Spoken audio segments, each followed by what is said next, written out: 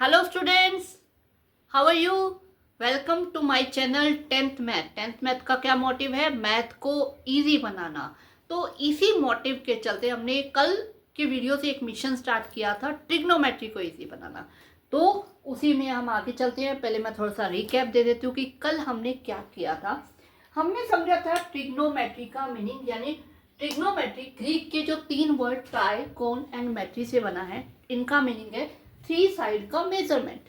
Three side के measurement के ऊपर ये पूरी ट्रिग्नोमेट्री बेस्ड है। और थ्री साइड किस में होती हैं? ट्राइंगल में। तो डेफिनेटली इससे हमें ये पता चल गया जो ट्रिग्नोमेट्री है वो एक ट्राइंगल के ऊपर बेस्ड होती है, ट्राइंगल शेप के ऊपर ही अप्लाई होती है और कोई शेप इसके ऊपर वर्क नहीं करती। सिंपल, ठीक है। तो ट्रिग्नोमेट्री जो है स्टडी है relationship between sides and angle. हमने कल देखा था कि जो ये ट्रिग्नोमेट्री रेशियोज होते हैं, sine, cosine, tangent, cosecant, secant, cotangent, ये छह के छह जो रेशियो हैं ये एक एंगल के ऊपर डिपेंड करते हैं। इनके आगे जैसे हमने यहाँ पे आर लिया है, ठीक है, एक और होता है थीटा, जिसे नॉर्मली हम थीटा एक ग्रीक अल्फाबेट है, फॉर एग्जाम्पल अपना एक्स वाई जेड, इसी तरह ये भी एक अल्फाबेट है ग्रीक लैंग्वेज का, ठीक है। तो थीटा हम यूज कर लेते हैं कि ये जो साइन थीटा, कॉस थीटा, ये इनके जो निकनेम होते हैं, sine theta, cos theta, tan theta, cot theta, secant, sec theta and cos theta, cosec theta, ठीक है, ये हम यूज करते हैं। ये छह के छह ट्रिग्नोमेट्री रेशियोज। इनमें एंगल की बहुत बड़ी वैल्यू होती है, बिना एंगल के कुछ भी नहीं है। अगर आप एक sine, SIN, this is only three letter, ना तीन लेटर का वर्ड है और कुछ भी नहीं है, ठीक है। तो इसके साथ जब ये एंगल ऐड होता है, मतलब जब हम साइन थीटा लेते हैं तो ही ये एक ट्रिग्नोमेट्री रेशियो बनता है। एक्सेप्ट दिस नहीं होता है, ये सिर्फ लेटर्स है और कुछ भी नहीं है, ठीक है। तो इसलिए ये साइड्स और जो एंगल साथ में लग जाता है तो इक्वल टू किसके आता है? ये साइड्स की रेशियो के। हमने देखा ये परपेंडिकुलर और हाइपोटेनियस, क्योंकि हम ये जो ट्रिग्नोमेट्री है पूरी की पूरी एक राइट एंगल ट्रायंगल के ऊपर डिपेंड करती है, तो उसमें तीन side perpendicular, hypotenuse and base, इन्हीं तीनों पे बेस्ड होती है। तो इसकी जैसे ये रेशो दे रखी है, तो ये इस रेशो, साइड्स की रेशो, यहाँ पे एंगल आ गया, यानी एंगल और साइड का जो रिलेशनशिप है वो होता है ट्रिग्नोमेट्री, ठीक है। अब हमारे पास ये छह रेशो होती है। क्यों होती है छह रेशो? ये मैंने कल बताया था आपको कि हमारे पास एक ट्राइंगल की तीन ही साइड होती हैं, परपेंडिकुलर, हाइपोटेनियस एंड बेस, ये तीन ही साइड होती है। तीनों साइड को मैं अलग अलग ढंग से इनको पेयरिंग करनी है। एग्जाम्पल भी दिया था कि अगर क्या कहते हैं, आप मान लो कोई इंटरव्यू देने गए हो, वहां पे तीन फ्रेंड्स है, सॉरी तीन गर्ल्स इंटरव्यू देने गई है और दो उनमें से कोई दो फ्रेंड्स है, तो कैसे होगा, कैसे पता लगाएंगे? मतलब एक पॉसिबिलिटी होगी, या तो ये दोनों फ्रेंड्स है, या ये दोनों फ्रेंड्स है, या ये दोनों फ्रेंड्स है, यही होगा, ठीक है। फिर इसी तरह P/H, P/B, P/B, तीन रेशो इस तरह बन गई। बाकी तीन रेशो बन गई इसकी रेसिप्रोकल करके, ठीक है। देख लो, आप देख सकते हो मैंने इनकी रेसिप्रोकल करके बाकी की तीन रेशोस ली हैं। क्लियर, ठीक है। तो छह ही पॉसिबल है और छह ही रेशो होती हैं और इन्हीं छह के ऊपर पूरी की पूरी ट्रिग्नोमेट्री बेस्ड होती है। ओके, क्लियर हुआ, ठीक है। और इसके साथ मैंने आपको इनको लर्न करने के लिए बोला था कि एक मंत्र दूंगी। मैंने ये बात बोली थी और आज भी बोल रही हूं कि सारी ट्रिग्नोमेट्री के अंदर भले कोई आइडेंटिटीज हैं या कोई फॉर्मूलाज हैं या सम हैं, उन सब को इजी बनाने के लिए ट्रिक्स साथ में आप लोगों को बताती चली जाऊंगी कि कैसे लर्न करना है, कैसे दिमाग में बैठाना है, कि आप लोगों को रट्टा लगाने की बिल्कुल जरूरत नहीं पड़ेगी और बिल्कुल टफ नहीं रहेगा कोई चीज़। सारी चीज़ इजी बनाने का साथ साथ बताती चली जाऊंगी। बस एक ही चीज़ है कि आप लोगों को पूरे वीडियो कंप्लीट लास्ट तक देखने, बीच बीच में आपको टिप्स और ट्रिक्स देती चली जाऊंगी, ठीक है। तो उसके हिसाब से मैंने आज इन जो रेशियोज हैं इनको लर्न कैसे किया जाए कि साइन एग्जैक्ट P/H ही होगा, कोस जो है B/H ही होगा, आप उल्टा पुल्टा नहीं करो। तो ये लर्न करने के लिए जो मंत्र मैंने आपको बोला था कि कल मैं ये मंत्र आपको आगे देने वाली हूं, तो वो मंत्र आज हम करने वाले हैं। कैसे करने वाले हैं? देखो, क्या याद करना है, एक्चुअली जब मैंने 10th की तो मेरे टीचर ने मुझे ये मंत्र दिया था, अब आज मैं आप लोग को दे रही हूँ। पंडित बद्री प्रसाद हर हर बोले। ये मंत्र डेफिनेटली आपने शायद अपने टीचर से भी सुना होगा, या आपके किसी फ्रेंड ने जो आपके सीनियर्स है उन्होंने भी आपको बताया होगा, ठीक है। और इसके आगे क्या है, सोना चांदी तोले। पंडित बद्री प्रसाद हर हर बोले सोना चांदी तोले, बस ये लाइन याद रखनी है। पंडित बद्री प्रसाद हर हर बोले सोना चांदी तोले, ठीक है। ये लाइन याद होगी आपकी, ये जो रेशोज है इनको लर्न करने की सारी टेंशन खत्म, सीरियसली सारी टेंशन खत्म। कैसे, अभी बताती हूँ। देखो पी, बी और एच, इन तीन का मीनिंग मुझे बताने की जरूरत नहीं है। आप पी का मतलब परपेंडिकुलर, बी का मतलब बेस एंड एच का मतलब हाइपोटेनियस। ओके क्लियर, ये तो सबको पता है। लेकिन ये एस, सी और टी क्या है, ये क्या है, किस बना का नाम है। एस का मतलब है साइन थीटा, सी का मतलब है कॉस थीटा एंड टी का मतलब है टेन थीटा, ठीक है। अब ये तो पता चल गया कि क्या क्या कुछ है, लेकिन इन सब का आपस में रिलेशन कैसे है, इससे ये कैसे बने, ये हमें समझना बाकी है। देखो एस का मतलब साइन, साइन के ऊपर क्या दिख रहा है, पी अपॉन एच, तो ये आपका बन गया first ratio, sine theta is equal to P upon H, clear. इसी तरह सी कॉस, कॉस का मतलब है बी अपॉन एच, बन गया सेकेंड रेशो। इसी तरह टेन पी अपॉन बी हो गया। अब ये तीन तो आ गए, लेकिन बाकी इन तीनों का क्या, भाई इन तीनों का क्या, 6 रेशो है, 6 के 6 पता चलने चाहिए, ठीक है। ये तीनों कैसे लेने हैं, देखो एस का उल्टा सी, सी का उल्टा एस, दिमाग में बैठा लो, एस का उल्टा सी, सी का उल्टा एस। तो यहाँ पे सी है तो ये एस के ऊपर चला जाएगा सी, ठीक है। इसी तरह यहाँ पे एस है, सी के ऊपर क्या आ जाएगा एस, बचा क्या कॉट। कैसे, देखो साइन का उल्टा है कॉसेक, ये देख सकते हो। कॉस का उल्टा है सेक, ये रहा B upon H, H upon B. और टेन का उल्टा है कॉट, ये थोड़ा नाम से बदल रहा है, बाकी बचा कॉट, तो वो टेन का उल्टा है। तो ये आप देख सकते हो दोनों के रेसिप्रोकल, आपने अगर उल्टा लिख दिया तो यहाँ से हो जाएगा H upon P, H upon B, B upon P. तो इस तरह से आपको ये जो मंत्र है पंडित बद्री प्रसाद हर हर बोले सोना चांदी तोले, ये दिमाग में फिक्स कर लेना है। इससे आपकी ये रेशियोस लर्न करने की टेंशन खत्म, ठीक है। ये लर्न हो गए, ठीक है। अब इन्हें क्वेश्चंस में यूज कैसे करना है, ठीक है। करने तो क्वेश्चन है ना, ये थोड़ी ना एग्जाम में लिख के आना है, क्वेश्चन करने हैं, ठीक है। तो उसके लिए मैं ले रही हूँ एक क्वेश्चन जो आपको अभी इसी फॉर्मूले से हम सॉल्व करने वाले हैं, ठीक है।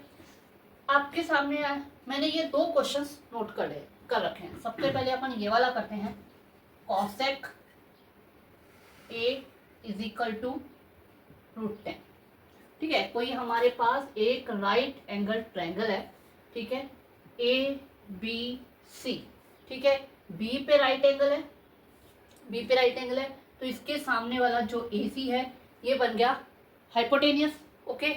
अब यहाँ एंगल ए की बात हो रही है, ए एंगल की, तो जो रेफरेंस एंगल होता है उसके एडजेसेंट साइड, उसके बिल्कुल पड़ोस में कौन सी साइड है, ए बी, तो ये एडजेसेंट साइड हो गई, तो ये हो गया आपका बेस। और इसके ऑपोजिट कौन सी साइड दिख रही है, बी सी, ये हो गई परपेंडिकुलर।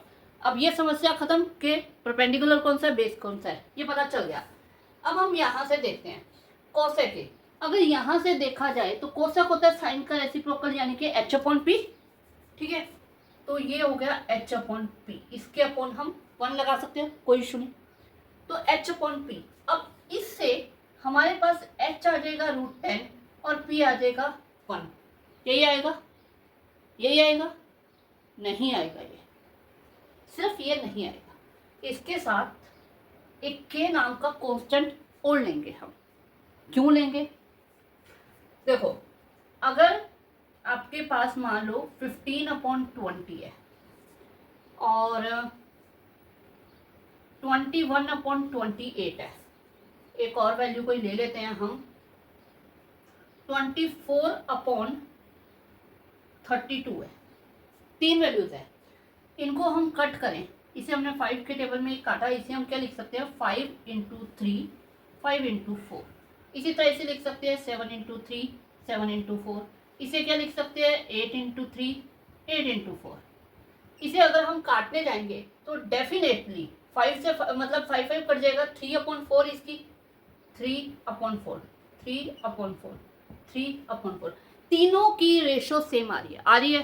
तो अब अगर √10/1 ये ऐसे ही 3 4 बहुत सारी वैल्यूज की रेशो होगी, आपको क्या पता कौन सी वैल्यू है, नहीं पता हमें, ठीक है।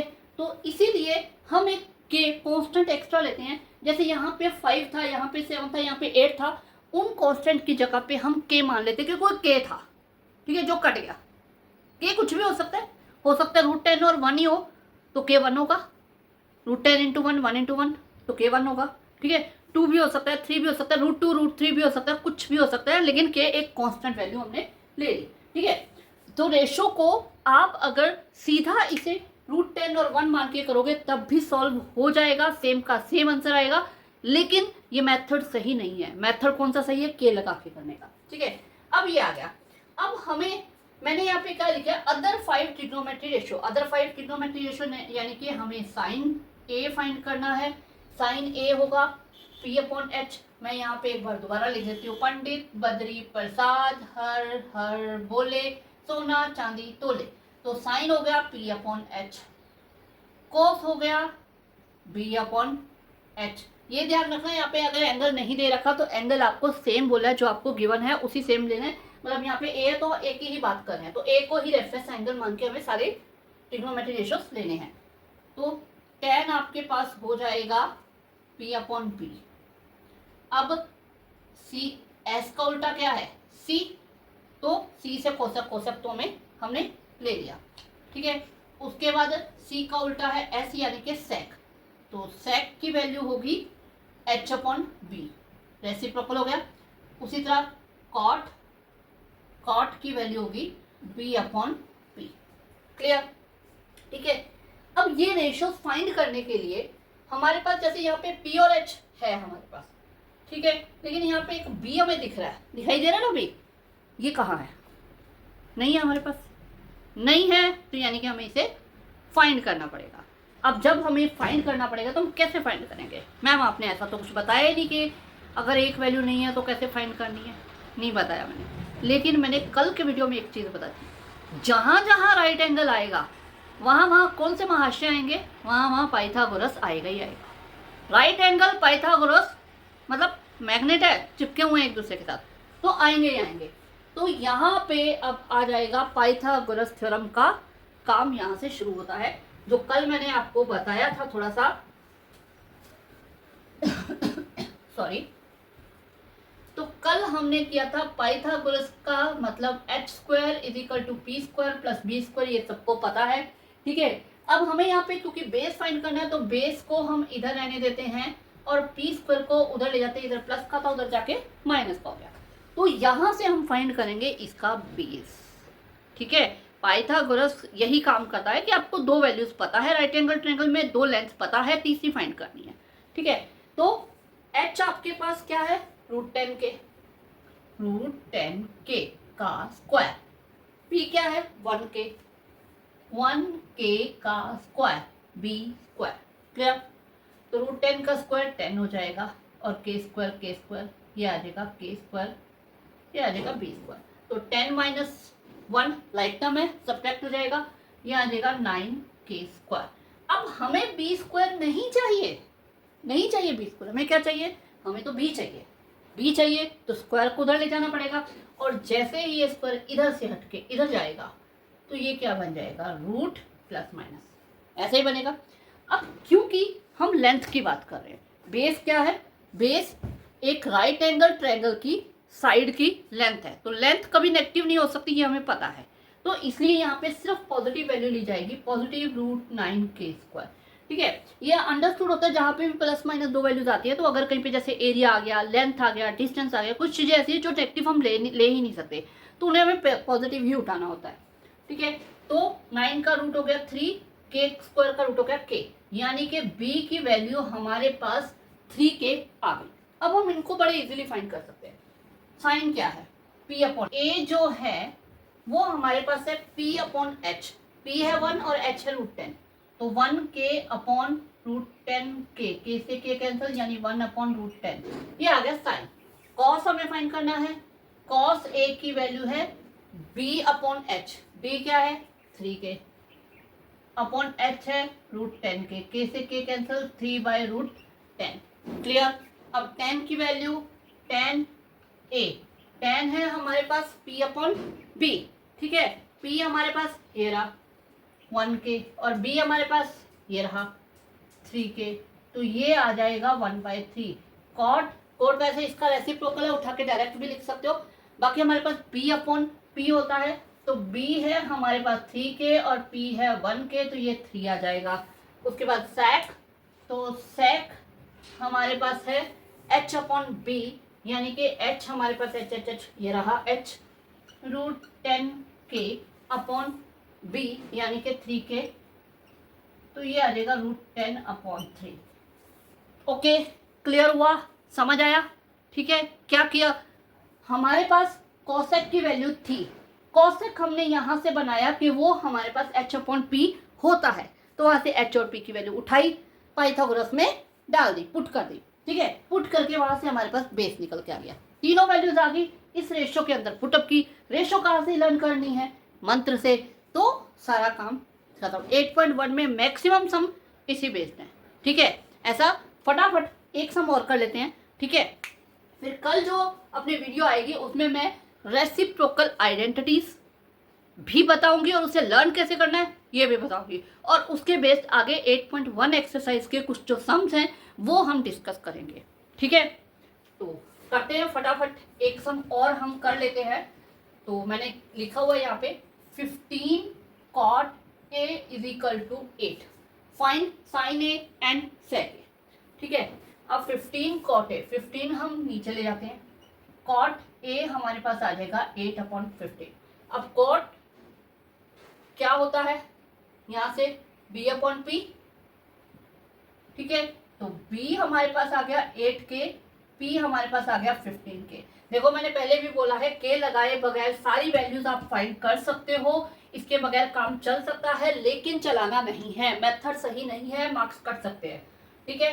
तो इसके बाद अब हमें h फाइंड करना है, तो लगा देते हैं Pythagoras, h² is equal to p² plus b², ये आ जाएगा 8k का स्क्वायर प्लस 15k का होल स्क्वायर, ये आ जाएगा 64k स्क्वायर, ये आ जाएगा 225k स्क्वायर, 64 एंड दिस ये आ जाएगा 289k स्क्वायर। तो h इज इक्वल टू आ जाएगा 289 रूट होता है 17 का, 17k, क्लियर, ठीक है। हमें फाइंड करना है साइन, साइन a, साइन होता है p अपॉन h, तो p हमारे पास है p ये रहा p 15k और h है 17k, k 17, क्लियर। दूसरा हमें फाइंड करना है sec a, तो sec यहाँ ये साइन कोस है, ऊपर कॉस है, तो sec आ गया ये, यानी h upon b, sorry h हमारे पास है 17k और b हमारे पास है 8k, तो ये आ जाएगा 17 अपॉन 8, क्लियर, ठीक है। ऐसे सम क्लियर हो गए। तो कल कुछ ऐसे सम भी करेंगे कि जैसे एक ही ट्राइंगल के अंदर आपको ए एंगल लेके हमने ये सम सॉल्व किया, साथ में सी की भी वैल्यू फाइंड करनी है, मतलब जो एक दूसरा एक्यूट एंगल है उसके बेस भी फाइंड करना है, तो उस टाइप के सम भी हम सॉल्व करने वाले हैं। तो मिलते हैं कल, ठीक है, किस उसके लिए, ट्रिग्नोमेट्री को इजी बनाने के लिए, ओके।